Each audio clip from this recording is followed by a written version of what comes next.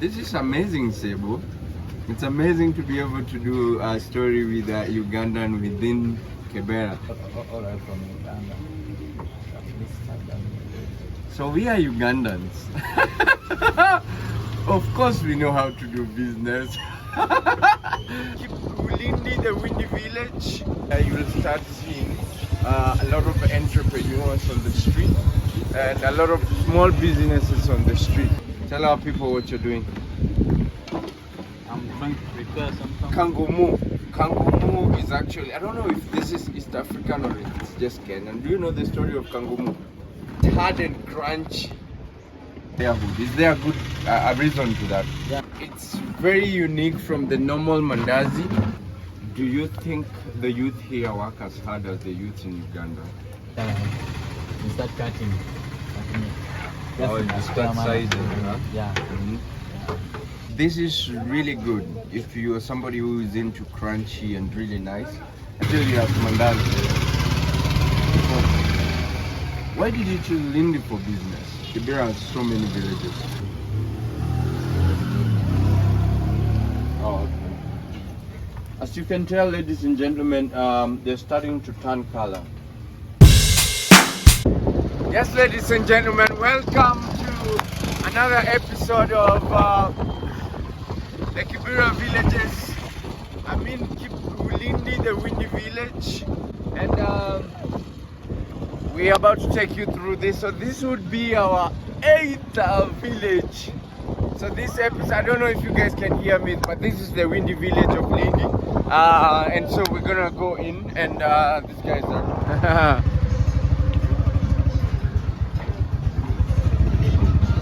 the streets are rude. So what I love about Lindy is the diversity of it. There are so many tribes.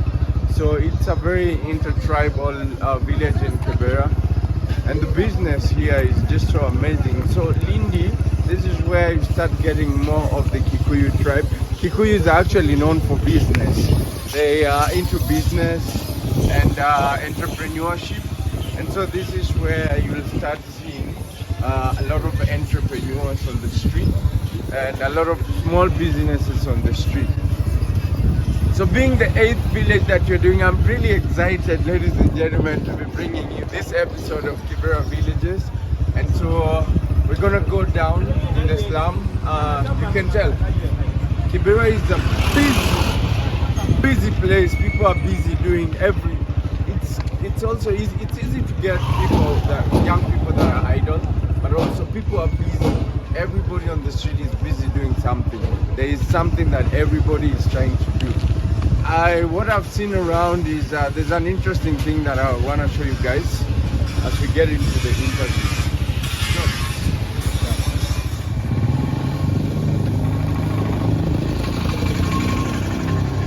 We are in Lindy, so we've met a young peep who is doing small business, and he's going to tell us what he's doing, and we're going to have a chat with him, and he'll show me and teach me how he's doing what he's been doing.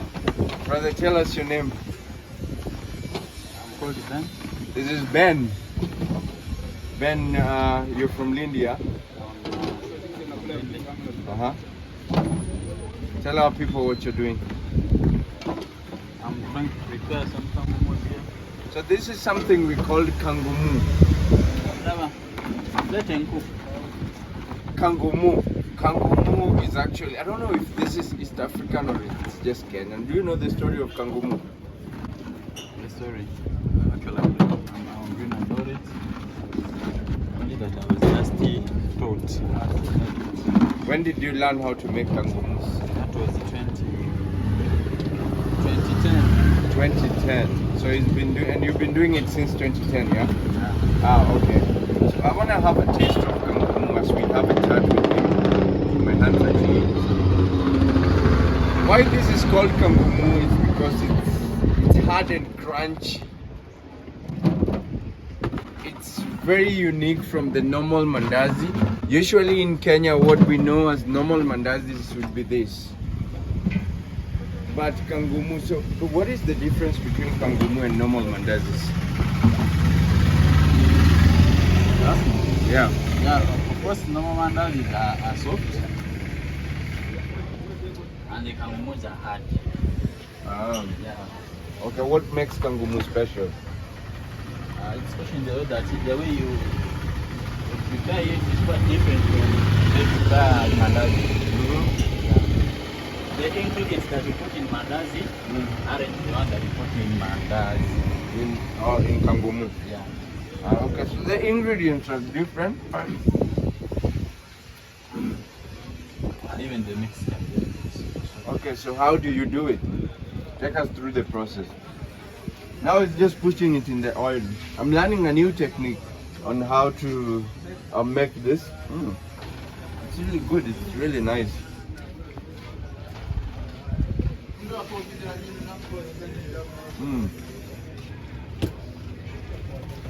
As you see, the oil isn't very hot.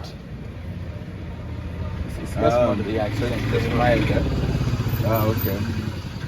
In a lot of places, I see people make kangumu and they use firewood. Is there a good a reason to that? Yeah, of course, firewood is quite cheap compared to charcoal. Okay. Yeah.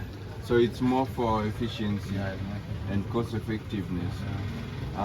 But it can be done on a jiko as well. It can also be done on the jiko And gas as well. Yeah. Okay. Take us through the process of making kangumu. Actually, when you're mixing, you start with your flour, then put the sugar, baking powder. So you start mixing, plus some cooking oil. Okay. Some little cooking oil. So you start. So in the mixing. process of making the first process, you use cooking oil. You use cooking oil, sugar, and baking powder. So you start mixing. Yeah. So after mixing, you put water. Okay. Yeah, you put water, some small water. Don't put too much water, like that you put in mandazi. Yeah, you put some little water. And the reason for the little water? Reason for the little water, yeah, real kangumu, how to put some water. Oh, okay. Yeah, for it to be like this one, the way it is like this. Yeah, for it to like to come out when it's smart like this one, you put little water. Don't put too much water. So it's hard and crunchy like this because of little water? No. It's hard and crunchy because of the mixer that always mix with. Okay. So what is it that makes it this hard and crunchy? Yeah, the oil that you put there, and the little water that you put there also. Hard and crunchy. But mandazi also you put water. Little water that you put there. Okay. That little water, yeah. I wish you found when I was mixing. You see how I was. I think our viewers can get it as you explain. Yes, yeah. I just have no clue. That's why I'm really confused about it. And then, so the second step would be? Of course, you put it after you mixing, like preparing properly, you just put it on the table and you start rolling from here up to there. You roll the whole. So you make a pillow of it. Yeah, pillow of it, yeah. Then thereafter, you start cutting it. You start sizing, huh? Yeah. It sounds to me very simple, more than mandazi. Yeah. But it looks very complicated. This is really good if you're ever coming to Kenya, even Kibera. This is what to look for actually. You people are used to chapati. We did a story about chapati. But this is really good if you are somebody who is into crunchy and really nice. And so then the next process should be what you're doing right now. Yeah, the next process, you put now in the oil. The oil that isn't very hot. How long have you been doing this? Actually, it's over 10 years. 10 years? Over 10 years. What would you say are some of the challenges? The challenges? Actually, it consumes a lot of oil. Than mandazi? Than mandazi. Yeah, a reason is you put them inside when the oil isn't too hot. So the oil starts warming when it's inside? Yeah. And the reason for that? a reason for that, so that they can also become hard as they are like this. Okay. Yes. So the whole. Okay. Interesting. I'm getting it. What did you say is the advantage to making kangumu over the mandazi? The advantage of making this stuff is actually customers like them so much. They are so sweet, and at times someone can just buy it, go with it, like when he's traveling, just eating slowly without. Oh, it's easy to carry. And it's even longer lasting than mandazis. Yeah, it's longer lasting. You can So even this stay for doesn't 2 weeks. go 2 weeks. Yeah, 2 weeks. Yeah. It doesn't go bad as easily as mandazi. So, why did you choose Lindy for business? Kibera has so many villages. Actually, I think as you moved around, there are no people making this. There are no people. Exactly. Yeah. That's why I decided to make them from here. So you did your research 10 years ago and realized nobody was making it. Yes, no one was And making you how did you learn this? Do we need to turn them or it's just okay? I just see it. Let me do it. So how do we do it? Yeah, turn them slowly. Oh, okay. As you can tell, ladies and gentlemen, they're starting to turn color. Let them cook. This is a great adventure because I'm learning a lot of things. And so, like I said, in Kenya to survive, you have to be a jack of all trades. When do you know when to turn? How do you know when to turn? Actually, after you putting them inside, you finish something like 5 to 6 minutes. So you have to time. Yeah. Oh, okay. Then you turn them. Interesting. As you can tell, they're starting to take shape and become harder. I didn't really know. I thought there is an ingredient that you use to make them hard. No. Interesting.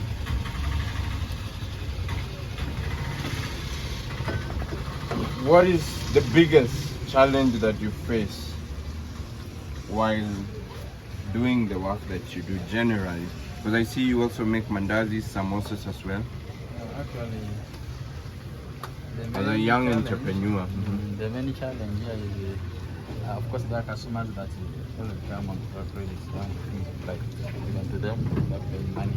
So they come and eat and they don't pay money. Yeah, some they promise to pay you after, so but they don't bring the money back. And yet you have to get money for the store. Okay. Secondly. So do they tell you after eating or before eating? Of course, they tell you before eating. Okay. They tell you before eating. Of course, you talk. Then they disappear. Some disappear, and some bring it back. So. How 10 years is a good amount of time. How has this impacted your life? Actually, it has done me well, and I've achieved a lot from this work. Actually, I have a house. I have rentals. Oh, nice. Yeah, through this work. By the way, all right from Uganda.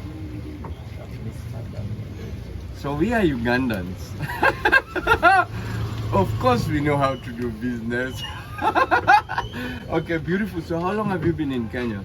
So far, it's 3 years. 3 years? Yeah, 3 years. But, 3 years. But you started this... I started this work like, so far, it's over 10 years. Okay. But I began it when I was at school. In Uganda? In Uganda, yeah. Okay. But you've been here for 3 years. 3 years, yeah. This is amazing, Sebo.